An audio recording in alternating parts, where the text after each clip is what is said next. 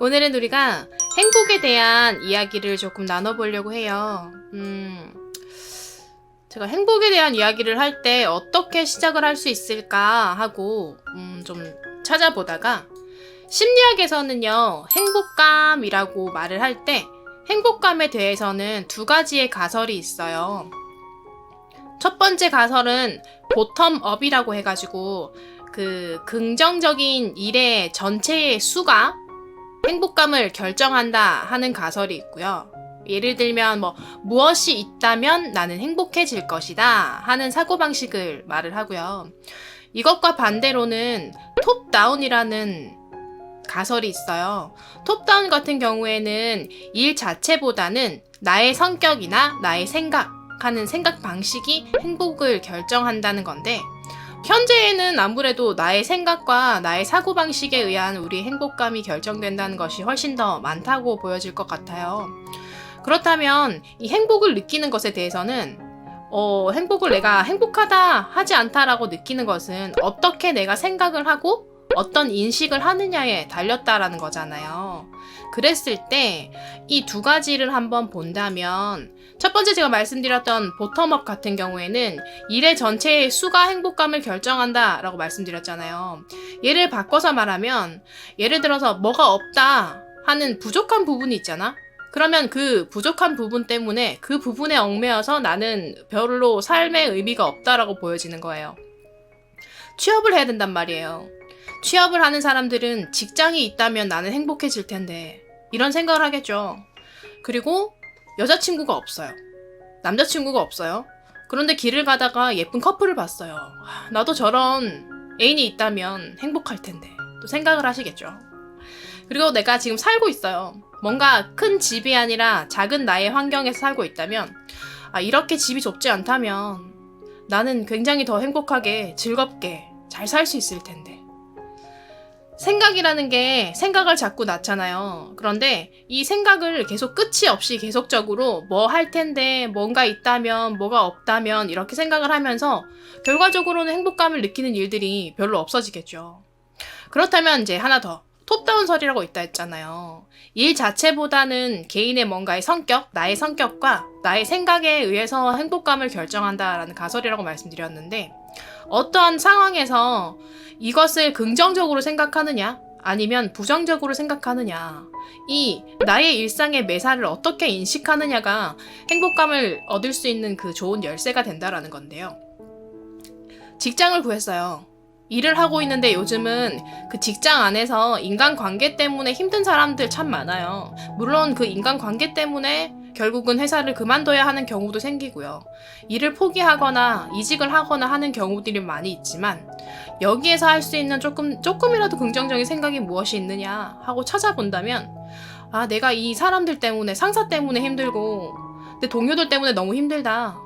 하지만 일 자체는 보람이 있다 라는 생각들은 사실 많이 하잖아요. 그랬을 때 어떤 부분에서 내가 흥미를 느끼고 그래도 만족감을 느껴야 되느냐, 일에서 느껴야 되는 것 같아요.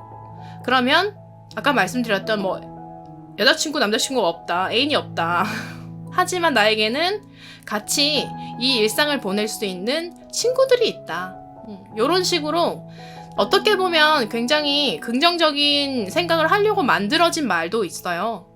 그런데 그러지 못한 경우도 분명하게 존재를 할 거고, 하여튼 이런 생각들 속에서 조금이라도 작은 것에서라도 긍정적인 면을 찾는 게 중요하다고 저는 생각이 들더라고요.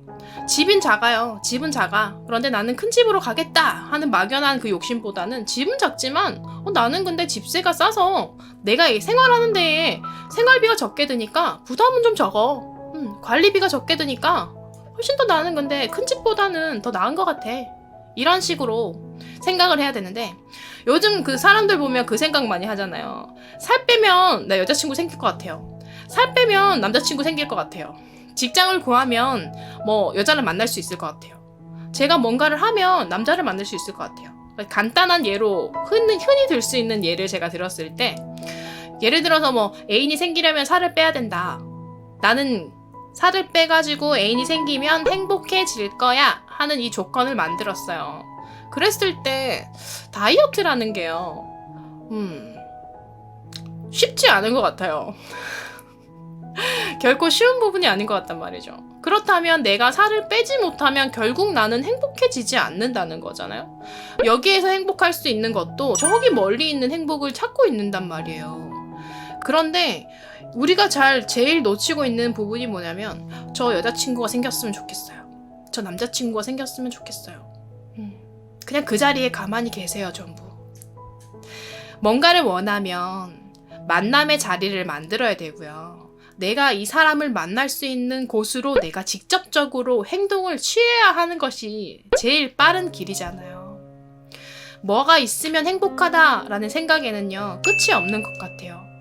뭔가 내가 목적을 했고요. 그 목적을 얻는다고 해도 또다시 무엇이 더 있으면 이게 있으니까 좋은데 이게 더 있으면 더 좋겠어. 나는 더 행복해질 것 같아. 하고 원하는 것들이 떠오를 거예요. 욕심과 목표는 좋아요. 욕심만큼 내가 목표를 정하고 그 목표에 도달하기 위해서 나는 더 좋은 일을 한다고 더 행복해지기 위한 노력은 괜찮지만 그게 아니라 요것을 얻었지만 나는 이게 있어야지만 행복할 것 같아 라고 생각하는 사람들이 훨씬 더 많단 말이죠. 이것도 행복하지만 나는 저렇게 되면 더 좋을 것 같아 하고 좋게 생각하는 게 아니라 이것보다는 저게 더 좋은 것 같은데 다시 뭐가 있었으면 좋겠어. 지금 나는 이 삶이 나는 만족스럽지 못해. 또다시 우리는 부정적인 생각을 시작하게 되는 거거든요. 여러분들의 생각하는 자체를 조금은 바꾸는 게 중요한 것 같아요. 우리가 늘 좋은 일만 일어나는 사람은 없을 것 같잖아요. 없다고 봐야겠죠. 네, 나쁜 일이 생기더라도 뭔가 부정적인 일이 생기더라도 거기에서 이 자체를 그냥 무조건 부정적으로 보는 사람도 있고요. 그런데 그 속에서라도 조금이라도 긍정적으로 내가 지금 처해 있는 이 현실에서 극복할 것이 무엇인가 순서를 정하는 사람도 있어요. 그렇다면 거기에서 조금이라도 긍정적인 요소를 찾아간다면 아마 우리는 지금보다 조금씩 매일 더 행복해지지 않을까 하는 생각을 저는 해봅니다.